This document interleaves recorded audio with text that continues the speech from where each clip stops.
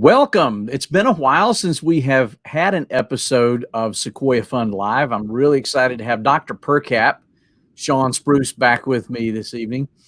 And we're going to be talking about something that we talked about just over a year ago. There have been some amazing developments in this, and he's done his homework, as is tradition. Dr. Percap has put together a lot of information for us on this. This was something that we started talking about a year ago because it just seemed very interesting. It was very new. And we thought, what could possibly go wrong with this? And we've seen some ups and downs with this, and some amazing developments in collegiate sports. So we're going to be talking about the NIL Rule, name, image, and likeness, and how this has affected college sports and maybe even some businesses. Dr. Percap, welcome. How are you this evening? Russ, I'm doing fantastic. And you're right. It was about a year ago. It was last July when they announced that college athletes would be able to profit from, I like the way you use the term nil, because it's kind of like, yeah, is it nothing? Is it more? Usually you hear it referred to as NIL, but I like nil, name, image, likeness. And it was about a year ago in July. And we did one of these broadcasts to kind of get the feel of what that was going to mean for college sports, for small businesses, for fans, for universities. And it happened. It went live last fall when football started, and it continued into basketball season. And it just completely upended the world of college sports as we know it. It's everything has changed, and we're not going back. The cat is out of the bag. For years and years, people criticized the college sports system, coaches with these 8-figure salaries, training facilities and locker rooms that would rival a 5-star resort. And everybody was getting paid, and some people were getting paid a lot of money, except the athletes that were out there on the court or on the field. And depending on which side of the fence you're on, some people say, hey, look, they get a college education, they get a scholarship, they're there to learn first and foremost. Other people are like, yeah, but come on, there's a lot of money at stake here. Some of these kids, this is the only chance they're ever going to have to play. They're not going to make it to the pros. They're part of these multi-million-dollar athletic programs. They're in revenue-earning sports that generate a profit for these universities. Other people can benefit. Other students can profit. Other students can get a job with a work-study program or get a job at a library. But these athletes know they were banned from that, could not make a profit doing anything related to their sport. And the amount of time that a lot of these athletes put into their programs, this idea of the student athlete, right? And I think in a lot of cases, we really need to flip that over and just call it what it is. They're athlete students. Many of these athletes that do 40-hour weeks and appearances, and some of them have been very critical that, look, they can't study. They can't devote the time and energy to classes like people would like to think they can. And so it just completely changed everything. But now here we are a year into it. And let's kind of analyze what's happened, where we're at now, what kind of has occurred over the last year, and what we can expect going forward. I think it's going to be really interesting as we move along into this next season, this next school year, a full year of NIL under our belts, and just everything that's happened. It's just completely exploded. Again, I can't understate how big an impact it's had. Yeah, this is amazing. And I love how you phrased that they're not student athletes, they're athlete students. And let's face it, for a lot of these kids, I say kids, a little gray in the beard, would they be at college were it not for sports? Or would they have taken a different path? We've said for years that collegiate sports, in a lot of cases, really is the minor leagues for whatever sport these folks are playing. If they're playing water polo, unless you're going to the Olympics, water polo you may peak out at college. That's the last you're going to play at a competitive level with something like that. But when you talk about these mega programs, I think Lou Holtz, back when he was coaching at Notre Dame, he always said that he never really looked at it as just coaching a sport. He said, I'm running a $200 million corporation here. He had 200 people working under him. Some of those were the athletes themselves, and he really saw it as this big machine. And so, yeah, why shouldn't these athletes get a little bit of the benefit from that? You want to, maybe we should just jump into the slides here and see what you got for us?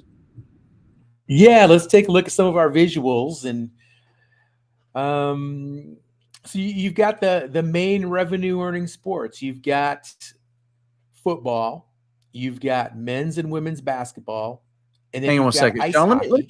try something here. I just want to see if if I can do something. Okay. Picture in picture. I'm trying something new. I'm gonna try a little tech stuff here and see if this will work. And obviously nothing I'm doing is working, except I'm just interrupting you. So my apologies. I was trying to make this a little easier for folks to see, but I'll let you continue. My apologies. Okay, no worries. So you've got the main revenue earning sports at most of these universities. You've got football, if they have a football team. You've got men's and women's basketball, and then in some schools you've got ice hockey, and everything else, like you mentioned, Russ, the water polo, the gymnastics, baseball, even track and field, wrestling, fencing.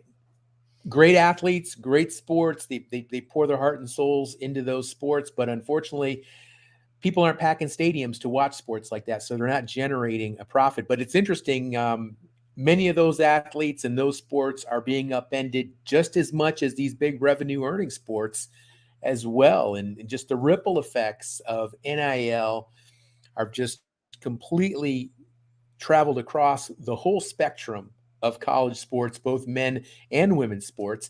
And it's not always these big name athletes that you would think of are the superstar players. Some of it has to do with just some of the social media followings that they have. There have been some really, really high profile female gymnasts, volleyball players, track and field athletes, even the athletes that are in non-revenue sports, such as those that have done really well on NIL just because they have huge social media followings. And there's a direct correlation between an athlete's social media following and their ability to perform in their given sport. And it's not enough to be a great athlete.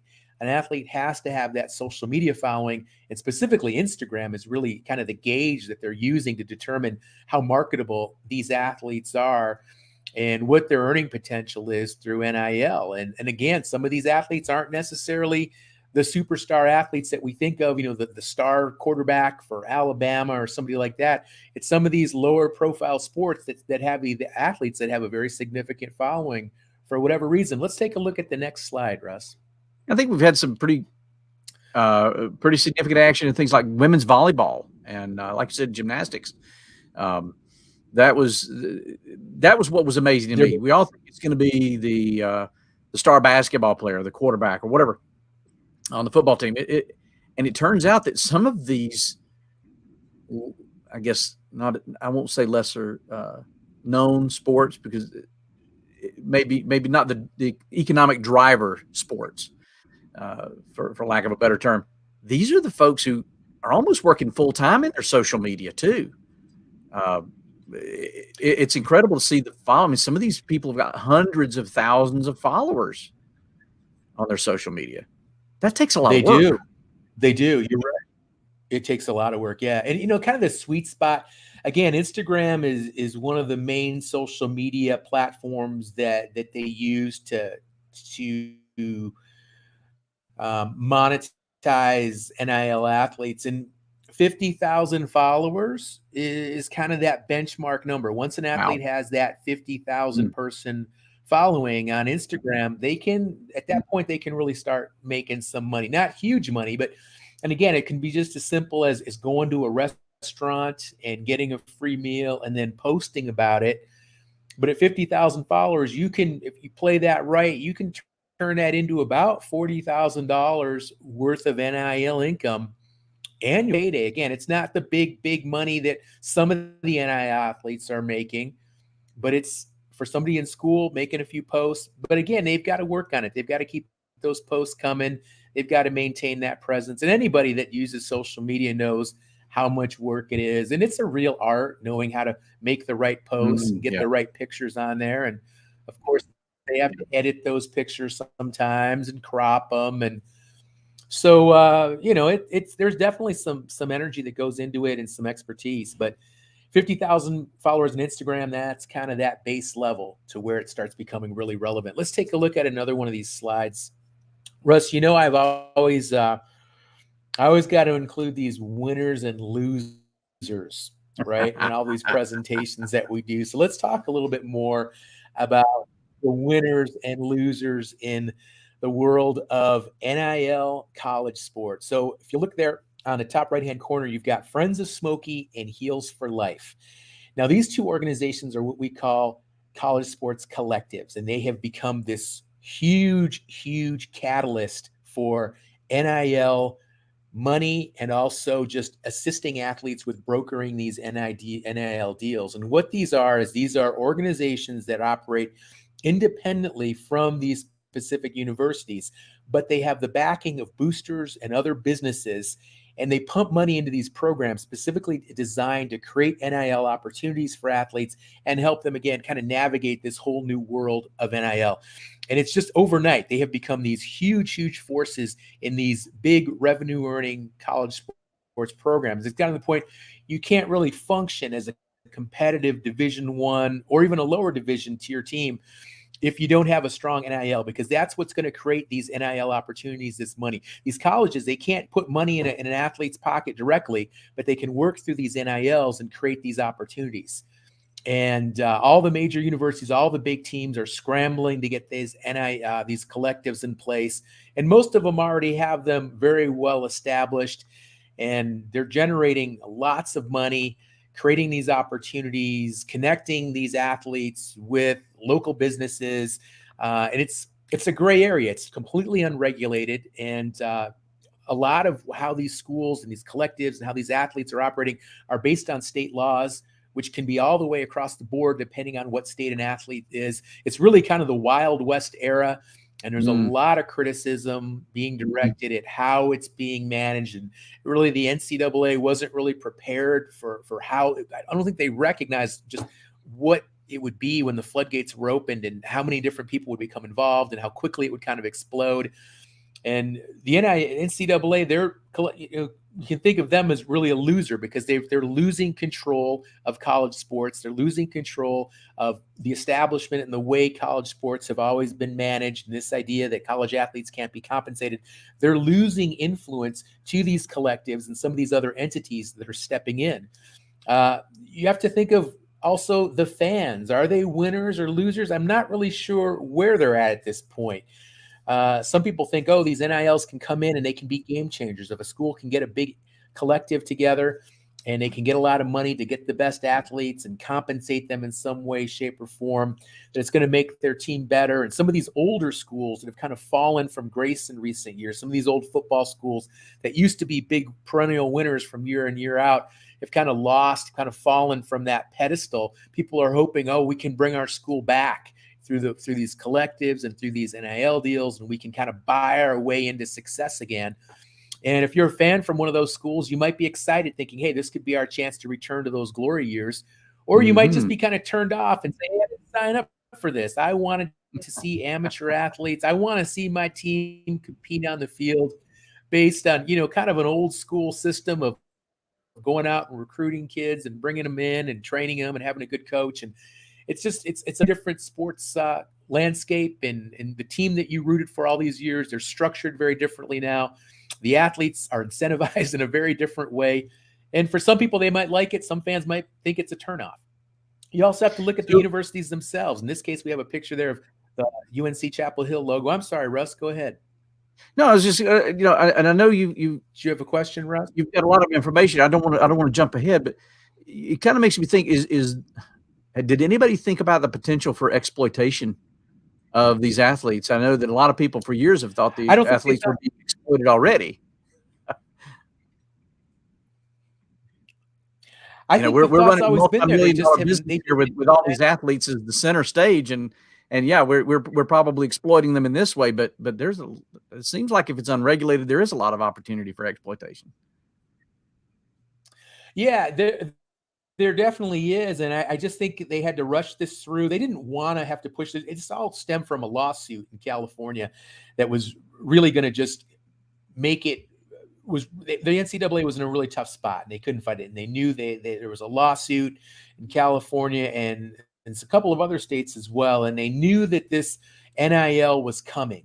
So they had to allow it. But yeah, they didn't spend a lot of time planning it. I think in the back of their minds, they thought they could keep it at bay for as long as possible, Mm-hmm.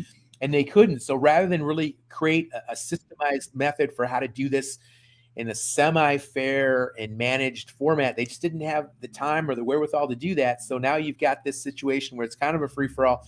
And yeah, certainly there are some athletes that are being exploited, being taken advantage of. You have universities that have lost some of their pull in terms of how these programs are managed. And again, these athletes, some of them are gaining more and more power. And you've almost created like kind of in some ways, a minor league professional program for some of the, especially football, right? There's never been a minor league for football. College has always served as that minor league. And now you have some athletes that are, they have more control over that. And they're able to, some of them are staying in the game longer. Traditionally you had a lot of these kids, if they were really good in college, they'd go pro within a couple of years. And now some athletes, they might be choosing to stay in college longer because they can make money off NIL, which in some ways could be a good thing. In other ways, maybe not. It's all going to kind of depend. But one interesting piece that's really, really fascinating is you've had this whole industry of businesses and services that have sprung up within the last year, all geared around NIL. And Open Doors is one of these companies. They provide all this information on NIL athletes, on schools and collectives, and they're kind of the go-to. If you want to look at what an athlete is worth in terms of their NIL earning potential, you can go to the Open Doors website and you can look up that athlete, you can see where they are, what school they go to, what kind of following they have on social media, what their potential earnings could be on NIL. This is a business, and they also help athletes build their brands and connect them with NIL deals. There's another web-based company called Influencer, and they're doing something very similar, supporting NIL athletes and providing opportunities for NIL programs. And it's some of these businesses are making a lot of money. They kind of fall into that realm of financial technology, fintech. And these are businesses and ideas that didn't even exist a year ago. And now you've got people just making a lot of money, not even athletes, not directly associated with colleges, not even part of these collectives. These are just entrepreneurs that see an opportunity to make a lot of money through this new landscape of college sports. So, Russ, I think my claim to fame here is this is the one time I wasn't able to figure out how to get Elon Musk into the winners and losers slide of one of these presentations, because he's always figuring out a way to get involved with this stuff. But I could not find a connection between so there's a first time for everything, Shawn. I mean, my goodness, we'll cut you some slack for not including Elon Musk in this. I did notice that today an article came out that U.S. Bank and Open Doors have struck a deal. They're going to be providing some financial literacy education for these athletes, which is great. I see some good things coming from that. And then it makes me wonder, why aren't the schools doing this?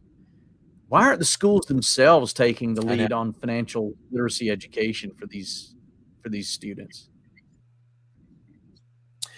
And it's a really good point. And this is an opportunity also for a lot of these kids to get a little head start on their finances, right? And again, I'm going to show a slide here in a minute, but most college athletes, they're not going to make a ton of money off NIL. The six-figure big NIL payments, those are a very, very select group of athletes. Most of these athletes are going to probably, in the long run, not make that much more than just somebody who has a part-time job while they're going to school. But they're going to be able to do it through their profile as a college athlete. And possibly it's going to require less work and less time in order to do that. But yeah, this is for a lot of these people, they're never going to go pro. They're not going to make a ton of money, but they are going to make enough money that they could really get a head start on their finances. And most of these college athletes, they don't have time for part-time jobs and things like that. So it could be a really good opportunity. And absolutely, financial education, financial literacy, it's a good teachable moment by all means. Let's look at another one of these slides. And this next one, and I think I shared this one earlier, but this shows where the big money is in college sports. And again, these revenue sports, football, men's and women's basketball, and ice hockey. That's the lion's share right there, and especially college football. It's a huge, huge source of revenue in so many college programs. It's to the point now a college can't afford not to have a decent football team because there's so much money at stake. And for better or worse, a lot of this money that comes through these football programs, it pays for all these other sports, all these other non-revenue sports, as well as some of the programs and services that universities operate independently of college sports. Some of the academic programs and some of these other services and some of these other programs that are there at colleges and universities are paid for through these revenue earning sports. So like you said, Russ, it is a business. It's been a business for a long, long time. And I think people always kind of tried to hide it and kind of frame it a different way, but let's just call it what it is. This is big business, and it has been for many, many years. Let's look at another one of these slides. And so let's look at how these NIL deals break down the revenue. And it's about a little less than 50-50. About 42% of these NIL revenues that we're seeing over the past year have been local brands, right? That could be a mom and pop business that, maybe a restaurant that hires some local athletes to come in, eat a few meals, and they post about it. Or they do a little endorsement deal, or they show up at, a grand opening, or that's about 42% of it. And then some of the franchise businesses as well. Like if somebody owns a local fast food restaurant, it's a big brand, but maybe it's owned by a local franchisee. That fits into the local brand category. And these are going to be generally the smaller NIL deals.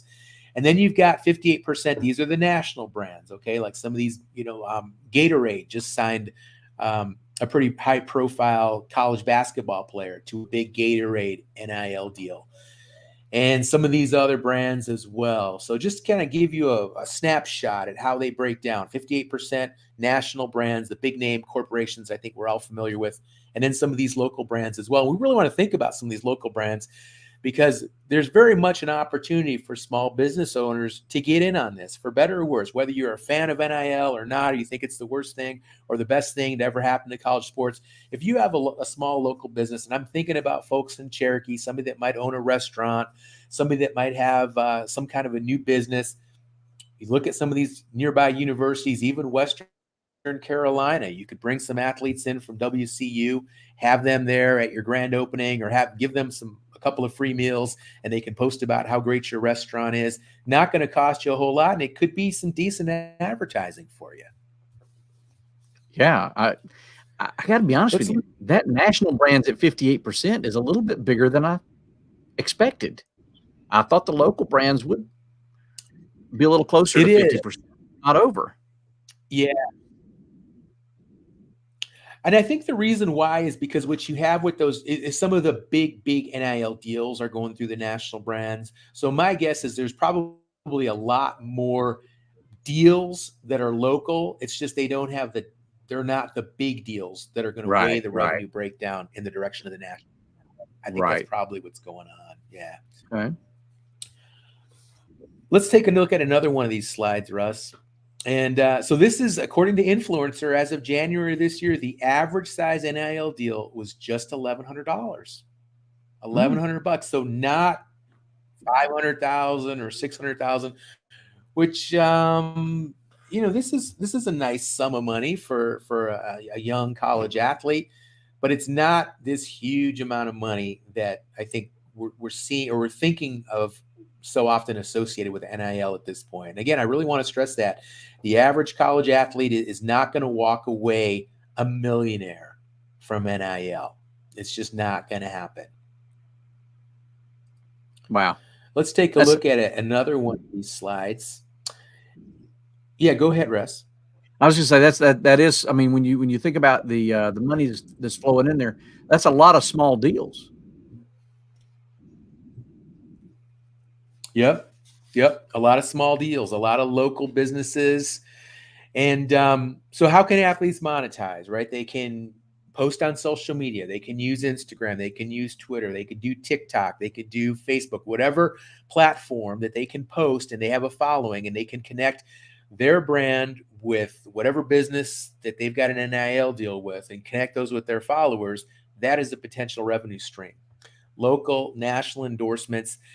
We also have team-wide payments, and this is something we're really seeing a lot in football. And I'm going to talk more about how those team-wide payments work, but essentially it's just a way for a collective to step in and distribute payments to each player on the team. And depending on the team, depending on how much money the collective has, depending on how high profile the team is, in some cases, you're looking at a whole team of college football players that could get maybe $25,000 or $30,000 a year across the board, all the players for being on that team. So it's almost like getting a salary for being on the team. And Man, then that has lessons, clinics, and camps. Feel That's another great. way. What's that again, Russ? I said it's got to make your backup punter feel great. Yeah, exactly. Yeah. Again, if you're one of these people that just, you're not going to go pro, you're not going to be a superstar, that is a really good, a nice opportunity to get a head start on your finances in life. The lessons, clinics, and camp. The athletes have always, pretty much college athletes have been able to do lessons, clinics, and camps. But the caveat is that they could not associate their position within a university and a team. They couldn't tie that in. They couldn't advertise that. It had to be independent of their team role and that team brand. And now they can just go ahead and connect that. They can say, hey, I am, like I'm a big college wrestling fan, and I can say, or an athlete could say, look, I'm a starting wrestler for the University of Iowa, and I'm participating in this camp, or I'm going to host this clinic as an Iowa Hawkeye.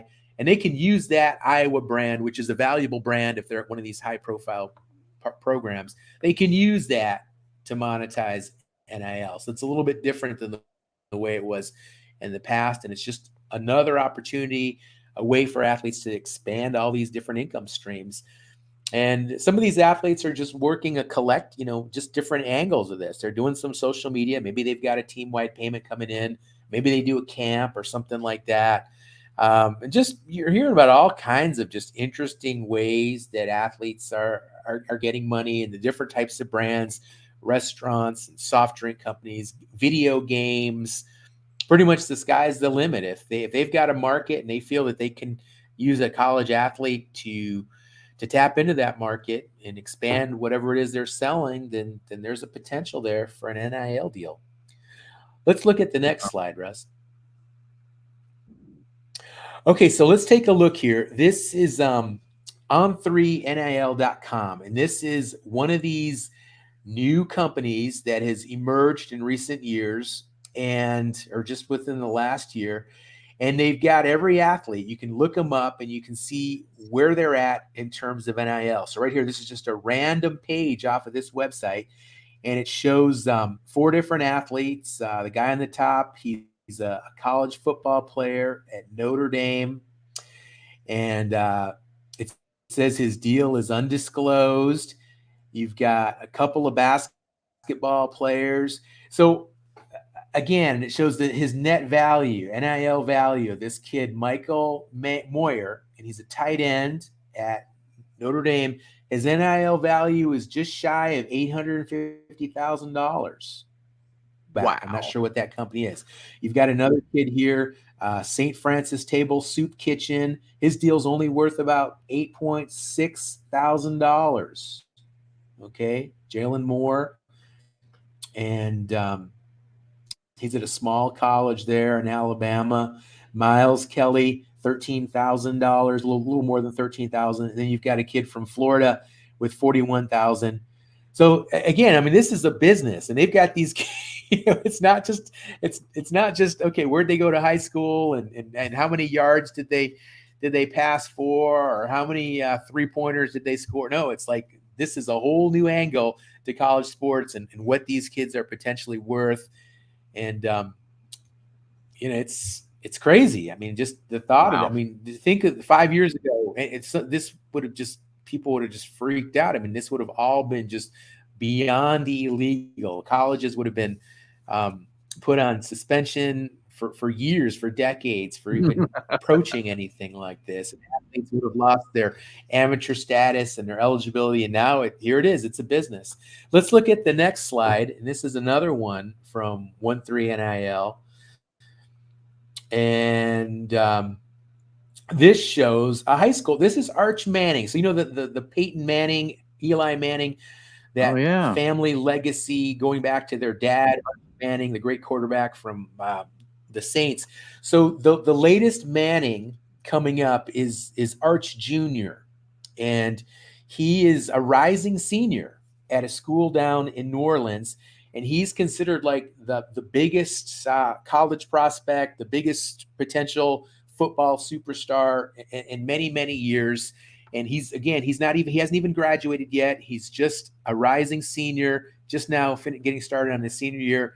And they estimate his earning potential at almost $3.5 million through NIL. Boy. And in some ways, you know, there are 28 states that have created legislation in some way, shape, or form to regulate NIL. And in those states, there are some benchmarks. There are some basic guidelines set in place. North Carolina is one of them. And in the other states, it's pretty much just there are no laws in place. There are no regulations. And it's pretty much just whatever the athlete can manage to kind of come away with. And in some states, they've got regulations for high school athletes as well. And in other states, they don't. And this Arch Manning, I mean, he's an interesting individual. His parents really manage his career well. He doesn't share a lot of information through social media, doesn't share a lot of information publicly. We don't really know a lot about what his long-term goals are or what he's really trying to accomplish with NIL. It shows here he's got 170,000 followers.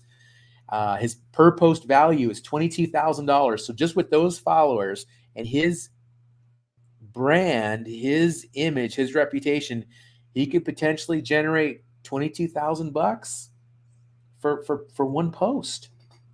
That's big money. I have got to step up my Instagram game.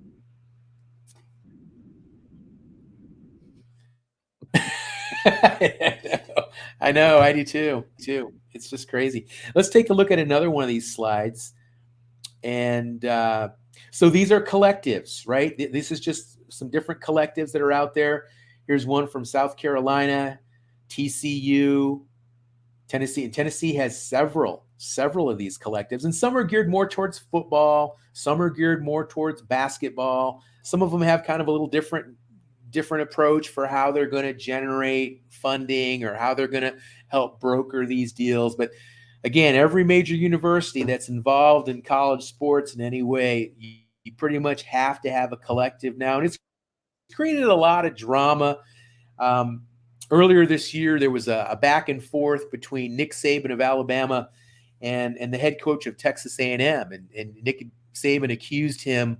It was the first year that in a long time that Alabama didn't get the top recruiting class in football.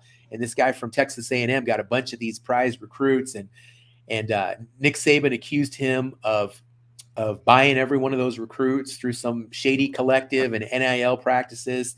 And that other coach accused Nick Saban of being a narcissist. And, you know, come on, you've been king of the hill for so long, and there's skeletons in your closet. You don't want to go there. And almost kind of like some WWF stuff going on between these coaches and these collectives. And, you know, these guys like Nick Saban, they're worried.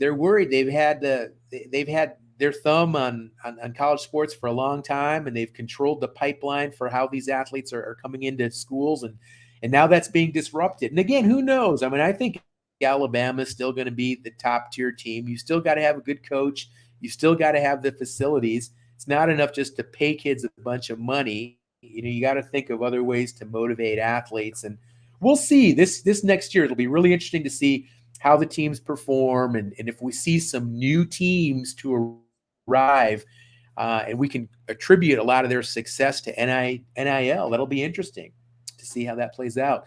Let's look at another slide here. I think I've just got a couple more of these. And so this is an interesting, I'm an old Michigan fan, and they're another one of these teams that had, you know, a fallen angel, right? Back in the 70s and the 80s, the old Bo Schembechler teams. Michigan was always a top team, always going to the Rose Bowl. And then in recent years, they really struggled. They've gone through a myriad of coaches. They brought in Jim Harbaugh, the former NFL coach, who was a quarterback at Michigan back during the Bo Schembechler era. And everybody thought he was to be the person to restore them to their glory days. And this last season, he finally did really perform well, and the team really, really performed well. They made it. They beat Ohio State. They won the Big Ten. They had a great season. But before that, people were really worried about Michigan's team. And Michigan is one of these old school programs that has really been hesitant about NIL. And they've always kind of been tried to go more traditional and stress the student athlete role. But they have finally come on board. They've got this collective. And this is an interesting collective because they're using that whole non-fungible token that we're hearing about with the whole cryptocurrency and the digital age of assets. So they're figuring out a way to use blockchain technology to create these NFTs, which will give people access to this collective. So it's just, I don't know how any of this is going to work. It almost sounds like pseudoscience, a little hokey, but just to give you an idea of where college sports is right now, what these teams are doing, what these funding sources and collectives are thinking, and how they're trying to tap into these opportunities. It's something that's really interesting, also scary in many ways, and something really, even if you're not a college athlete, even if you're a college student, you really need to be thinking about these things. If you're a student and what's really going on at the athletic program and the college that you're at, because in some way, shape, or form, even if you're not a college athlete or you're not really a sports fan, but you're at one of these universities, this is going to impact you in some way, shape, or form going down the road. No kidding. Russ, who's your college team? Oh, I'm a Tar Heel. I'm a Tar Heel born. My brother actually graduated from there. I graduated from Appalachian State University, so I'm a Mountaineer. Later, I paid my own way through Western Carolina University so I could sit on either side of the field. But I'm still a Mountaineer. But yeah, I mean, if you live in North Carolina, you could graduate from one school and you could root for that school, but you do have to pick a side. I mean, it's a Carolina thing. You even people who've never been to college, you have to pick. Is it going to be Carolina or Duke? Yeah, we've got some Wolfpack fans out there who are diehard and they want to classify themselves in that same category. But really, you got to come down on one side or the other. It's the dark blue or the sky blue. And so, yeah, I bleed sky blue like all good Carolinians. Well, I remember when I first came to Cherokee, I was always surprised because, I would say the majority of folks in Cherokee are either Tar Heel or Duke fans, but you've got a pretty good following for Tennessee, right? You got a lot of volunteer people out of Asheville. You've got a lot of those orange tees on the power tees on the back of the pickup trucks. See them everywhere. Well, Russ, I'm looking online here quickly. So it does look like App State has a collective, the Mountaineer Collective, a community of passionate fans, alumni, and App State supporters who are committed to supporting and empowering App State student athletes both on and off the field. So if you've got an overwhelming desire to support your alma mater's great football team, Russ, you've got the vehicle to do it. No matter where I have lived, somehow the alumni office always finds a way to track me down. They always send me requests for money. So I'm sure at some point the collective will track me down as well. They got a way of doing that. They sure got a way of doing that. This is kind of an old chart here, but it shows grossing athletic departments. And this was back pre-COVID, so this would have been 2019. And no big surprises here. I think we're all familiar. These are all schools that have big, high-profile football teams, LSU, Florida. These SEC schools, Alabama, Georgia, SEC teams, some of the Big Ten teams, Michigan, Ohio State. And then you got the Texas schools, which in recent years have not performed as well as they used to. But these are strong brands that have been around for decades, and they have huge followings. And They generate yeah. a lot of money, north of $200 million in some cases. So that's serious money. No kidding. Let's take a look at the next slide here. And so let's think a little bit more about the key takeaways here. Okay, let's wrap this up here. We're going on almost 45 minutes, I think. And so we have this definite Wild West scenario, right? We do not have regulation. I think that's really what people are looking for. At some point, the feds are going to step in and say, look, there needs to be some kind of regulation. They're going to create some more specific guidelines on rules in terms of how these NIL deals can work, what's an appropriate NIL deal is, what isn't. And we're going to see that all pan out here in the next few years. I'm sure they're going to get involved, and for better or worse, it's going to continue to change and influence how this whole NIL era evolves. The NCAA has definitely been weakened. It doesn't have the power it once did. It doesn't have the stronghold, that lock hold on so many of these athletes and how these sports are facilitated. And that's going to be interesting going forward. And again, colleges and universities, they're going to be forced to adapt in terms of how they recruit these athletes, what kind of athletes come into these programs, how these programs are managed. The bottom line is it's not just enough anymore to have a great team and have a great brand and have a great program. You've got to convince athletes that they can come to your university because they can be compensated to do so. And some of these athletes, they're playing really shrewd. They're wheeling and dealing. And there was a kid over there at a basketball player at Miami who apparently he issued an ultimatum to the Miami program and said, look, you guys get me a better NIL deal than what I have now, or I'm going to leave your school. I'm not going to come play for you. And they acquiesced. They worked with him. They figured out a way for him to get that NIL deal he wanted. So, for better or worse, whether you think that's a good thing that these athletes are becoming empowered or not, it's definitely changing the landscape in terms of what kind of bargaining power they have. And I also think this is interesting, but will college sports compete with pro leagues? And I think that that's something that could very definitely happen, especially with football. You could have really essentially an alternative to the NFL. You could have some athletes that choose to stay playing college football because they can get paid NIL. They're maybe not good enough to play in the NFL, but they're good enough to play in college, and they can get paid to play in college, and they're going to stay in college longer to get compensated. Or athletes that could go to the pros, but they're not going to be stars. But if they stay at the college level, they could be stars. So you could potentially have a situation where college sports generates a lot more money. You get better talent on the fields, and kids stay with playing college, especially basketball too. You see a lot of kids leaving college to go play in the NBA.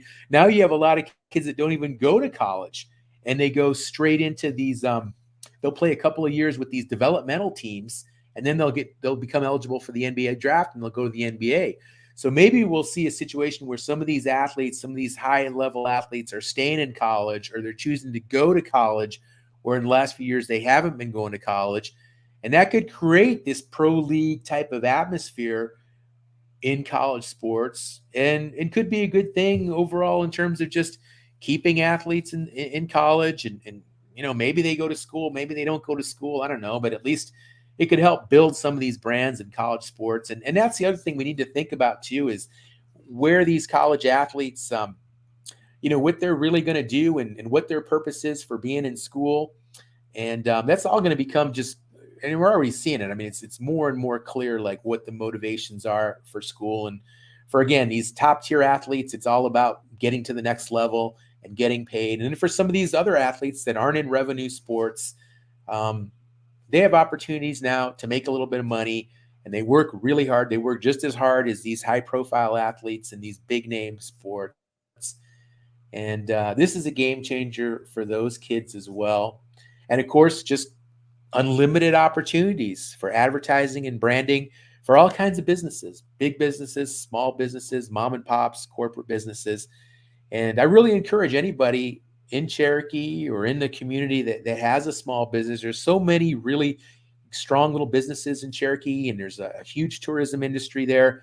And I think there could be some really good NIL opportunities for anybody looking to work with some of these college athletes, local athletes. We already mentioned There's a following, big following for the Tar Heels, big following for Duke, big following for Tennessee. And Western, again, that's a local school, and they've got some good athletes there and a lot of fans, a lot of people from the boundary go to school at Western. So there's opportunities there in a lot of different formats for any small businesses. And I really hope folks look at some of those opportunities and think about what they can do to work within this new NIL landscape to build their brands. So you've been an athlete. I'm going to ask you two questions. I'm going to ask you to put on two different hats for us here. One is, if you're a college athlete and you've got some potential to participate in this, what are you going to be focusing on?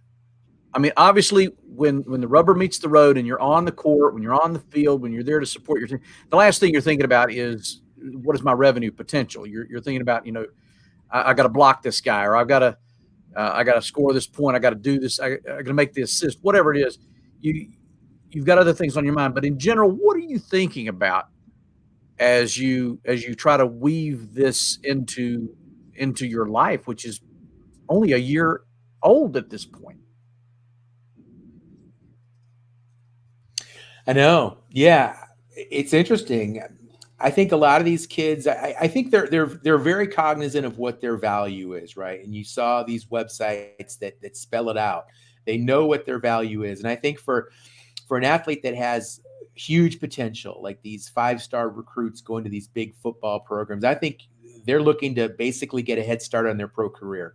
And they're thinking, look, I could come out of college a millionaire.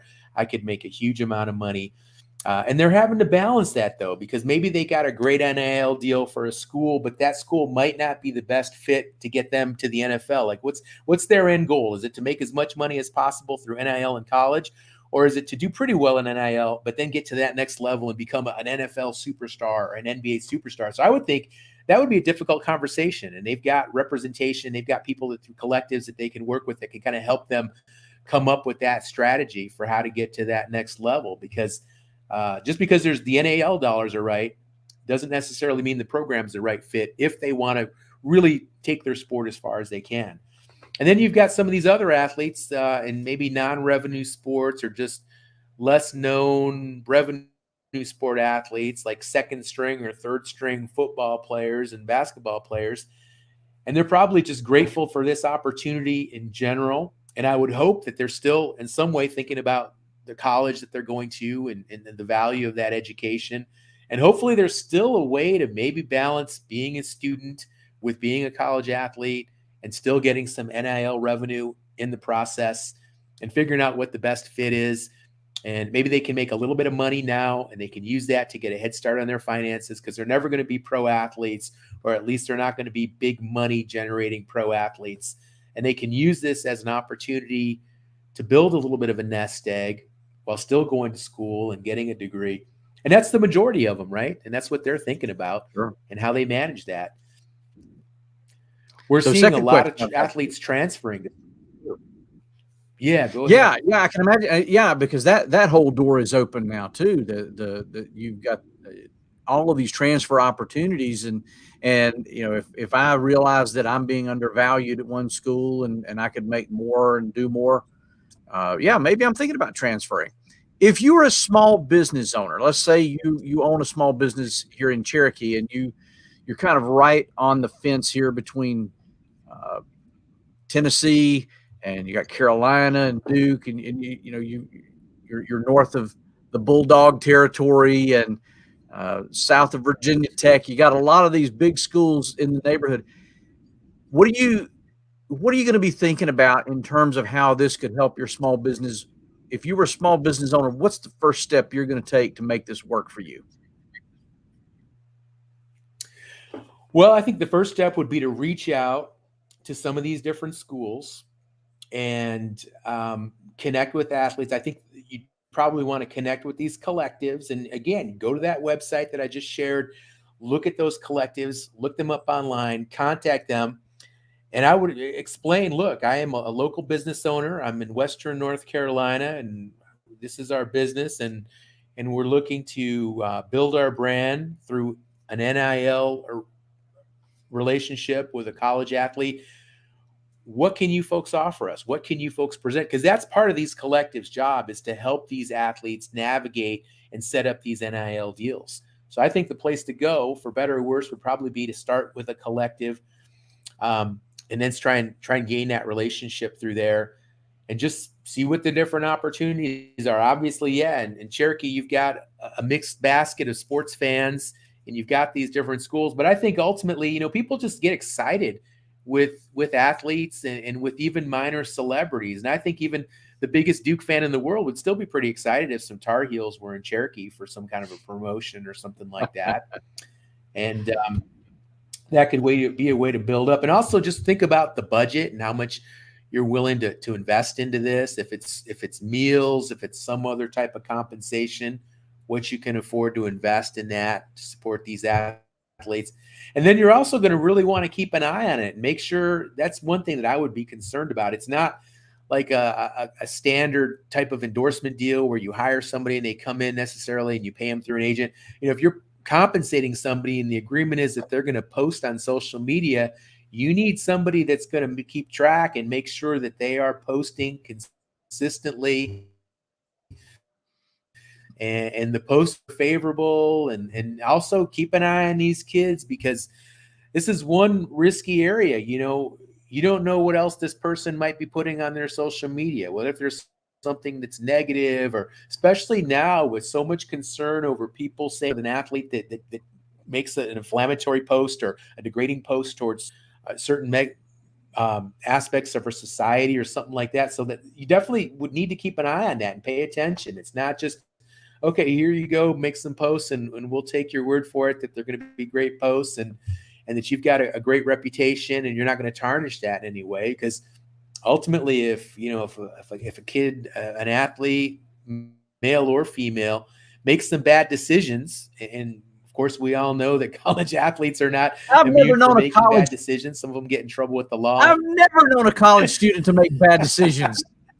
Isn't that what college is for? I know. As long as there's not no charges, I guess. Once the law gets involved, it gets a little. There's that kid from really good wrestler from Oklahoma State, won the national championship as a freshman, and he just got nailed. He got nailed with sexual assault charges, and then just 2 weeks later, he got nailed with a robbery charge. And I don't know how any of this is going to pan out, but boy, that's just that's an NIL nightmare right there. That Oklahoma State kicked him off the team. He's no longer an Oklahoma State Cowboy, and he's facing serious charges. And you wouldn't want to have any part of that if you were a brand. In fact, he had a brand. He had a clothing line, and they dumped it. Yeah, we've seen some shoe brands go south with the Major League Baseball player this week, and they've decided they're going to cut ties because of things that are happening and things that are being said. And you brought up the law, and I want to make this final point here, I guess, before we do go. And the laws around social media posts and promoted posts, that's not under state jurisdiction. That is a federal thing, and you've got the consumer protection bureaus out there, and you've got the FTC, Federal Trade Commission, FCC, Federal Communications Commission, that regulate these things. And I could see a situation where you've got somebody who has not really been shown how to do this, making a promoted post, putting it out there, and then getting in trouble with federal regulators, and getting not themselves in trouble, but get the brand in trouble. Kim Kardashian was paid millions of dollars to post one Instagram post about this thing some people may have heard of called the Fire Festival, that everybody got excited about, and it didn't turn out too well. Watch some of those documentaries. That'll burn your biscuits. And so she put out this post, but people didn't realize that they were paying her to say this stuff. So that really brought a lot of heat on them. So yeah, I mean, if you're an athlete, and I would really hope that in addition to some of the financial literacy training that US Bank and Open Doors and some of these others are going to be doing for these athletes, that they'll help them understand you can't just go out there and say, eat at Russ's hot dog stand because it's the best hot dogs in the world. If Russ is paying you to say that, you've got to let the world know that Russ told you to say that. I would That's love a really it good if point. I would love to just eat the hot dogs and say nice things about me, but you want to have some control. That's kind of the point of this, right? Yeah, there is. And it just goes to really speaks to just how gray that area of advertisement has become in recent years. It's so hard to tell now what is a commercial, what is an ad. And you see it, like product placement in movies and television shows, right? They've always got a brand like in these scenes and things like that. And you're right with the posting, like being clear, this is an ad, it's not an ad, and what they can say and what they can't say. But again, it's still the Wild West. Until we have some more clear guidelines in terms of what works and what doesn't, we're going to see more of this going forward. Well, it's going to be exciting to watch. It's going to be interesting to see how it all plays out, and I'm looking forward to seeing how the athletes themselves react to this. Again, I would love to see the schools jump in on the education side and be a little more supportive of these students. And so, yeah, we'll see over the next year or two what happens. Wild West, here we come. Shawn, I've appreciated having you on here. Thank you for all the work you do on these and all the information you bring to this. And I appreciate all the good things that Dr. Percap brings to Indian country, and your knowledge is greatly appreciated. Well, you bet, Russ, and I always appreciate working with you and Sequoia Fund. You folks do great work, and you're a real asset and an attribute for Indian country for sure. Well, thank you. And for those of you who joined us this evening, or those of you who may be watching later at a later time, we thank you for hanging in there with us and learning about this. Keep an eye on those athletes when you're watching your favorite athletes on the field, on the court, on the mat, wherever it is. You may be thinking in terms of not just their performance, but maybe their financial performance as well. That's something to keep an eye on. Go keep up with their stats. I can see in the future our trading cards are not just going to have batting averages and on-base percentages and things like that. We're going to have their NIL scores and their values, and it's maybe somebody from Topps or one of the other card companies will be watching this and they'll say, hey, maybe we should get in on that. But yeah, it's going to be fun. It's going to be fun. Shawn, until next time, my friend, take care. Everybody, thank you so much for watching. I'm Russ Siegel for Sequoia Fund. Good night.